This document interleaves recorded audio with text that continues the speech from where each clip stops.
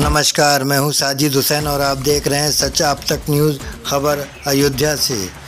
श्री राम जन्मभूमि तीर्थ क्षेत्र ट्रस्ट के कोषाध्यक्ष गोविंद देवगिरी मणिराम छावनी में पत्रकारों से बात की और अपना विचार रखा।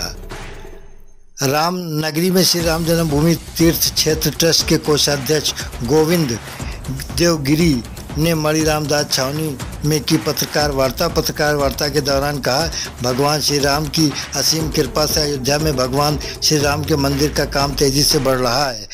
नियत काल में मंदिर का कार्य पूर्ण होगा। निर्माण कार्य की गति में अवरोध उत्पन्न करने की घटना 15-20 दिनों में घटी है। इसमें कुछ राजनीतिक और कुछ कथाकथित धर्माचार्य भी हैं, जिन्होंने आरोप लगाया कि भगवान श्री राम के मंदिर के निर्माण में कुछ कानूनी अनियमितताएं हैं, जिसे आप लोग घोटाला कहते हैं। आइए सुन लेते हैं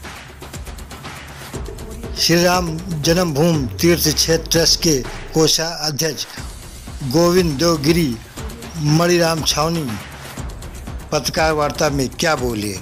अयोध्या से राकेश तिवारी की एक खास रिपोर्ट। के संबंध में मेरा एक ही मत है कि लोगों ने अपनी श्रद्धा से अपने इस वैश्विक महामारी के इस दौर में अपना पेट काट कर भी लोगों ने भगवान श्री रामचंद्र जी के चरणों में धनराशि समर्पित की थी और निश्चित रूप में बिल्कुल निश्चल भाव से उन्होंने वो धनराशि दी है, तो वो भगवान श्री रामचंद्र जी के नाम पर चली गई है और लोगों ने रामचंद्र जी को दिया तो रामचंद्र जी को मिला। अब उस बीच में जिन्होंने उसमें कोई इस तरह के काम किए होंगे तो रामचंद्र जी तो सबको देख रहे हैं, उसका फैसला उन्होंने करना है। इसमें माननीय संजय सिंह जी और हम इसमें कुछ नहीं कर सकते। रामचंद्र जी का काज है और पवित्र, और ऐसे मौके पर जो राजनीतिक इसको स्वरूप देने का काम हो रहा है, ये मैं समझता हूँ ये बड़ा दुर्भाग्य है। श्री रामचंद्र जी का मसला और इतना बड़ा काम है, इसमें इसको राजनीतिक स्वरूप नहीं दिया जाना चाहिए था। अगर कहीं न कहीं ऐसी कोई बात किसी के संज्ञान में आई भी तो उसको, क्योंकि ये देश की के प्रत्येक हृदय से जुड़ा हुआ, आस्था से जुड़ा हुआ मामला रहा है और है, तो इसलिए इसको ज़्यादा इसका प्रोपोगेंडा करने के बजाय मैं समझता हूँ कि गंभीरता उसमें होती कि संगठन आपस में बैठकर इस बारे में चर्चा करते और जिसको कोई डाउट होता तो उसको क्लियर किया जाता। इसको प्रचार का माध्यम और राजनीति का माध्यम नहीं बनाना चाहिए था। पूरा रामचंद्र जी की इस पावन धरा पर आकर आज अपने आप को मैं गौरवान्वित महसूस करता हूँ।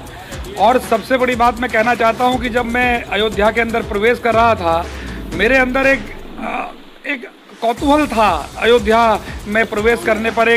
चूँकि आज पूरे विश्व में अयोध्या को लेकर जिस तरह की चर्चाएं हैं, तो रामराज की जो परिकल्पना हमारे पूर्वजों ने रामराज की जो परिकल्पना हमारे पूर्वजों ने इसके बारे में तमाम कहानियों के माध्यम से हम लोगों को जो बताया, जो बचपन से हमने जाना, वो चरितार्थ होने का जो समय है वो अब आ गया है। मुझे तो यहाँ जितने भी हमारे पत्रकार साथी हैं, भाई हैं, जो मुझे दिख रहे हैं, मुझे हर चेहरे में रामचंद्र जी नज़र आते हैं। मर्यादा पुरुषोत्तम जी की यह नगरी आज हम लोगों को एक नया संदेश दे रही है और मुझे लगता है कि सनातन परंपरा का हमारा ये देश, अपने गौरवशाली इतिहास और गौरवशाली परंपरा के लिए जाना जाने वाला हमारा ये राष्ट्र, इस अयोध्या नगरी के सौंदर्यीकरण से और भगवान रामचंद्र जी के विशाल भव्य मंदिर के बन जाने से ये पूरा देश हमारा धन्य हो जाएगा और हमारी सनातन जो परंपरा है वो अपना पूरा वैश्विक रूप में अपना परचम दोबारा से लहराएगी। घर घर में राम राज होगा और रामचंद्र जी के विचारों को लेकर हमारा समाज दोबारा से पूरा अपनी वही गौरवमयी परंपरा को अंगीकार करेगा। ये मेरा पूरा भरोसा है। मैं तो देश के यशस्वी प्रधानमंत्री जी को और हमारे यशस्वी माननीय मुख्यमंत्री जी योगी जी को मैं बधाई देने के साथ साथ में मैं ये मानता हूं कि वे बहुत बड़े सौभाग्यशाली व्यक्ति हैं कि भगवान रामचंद्र जी के इतने बड़े काज के लिए भगवान ने उनको चुना और उनके कार्यकाल में राम मंदिर बन के तैयार होगा। तो मैं उनको अपनी तरफ से, अपने पूरे संगठन की तरफ से बधाई भी देता हूं और उनके जरिए ये बहुत ही शानदार काम हुआ है, इसके लिए उनको बहुत बधाई देता हूं।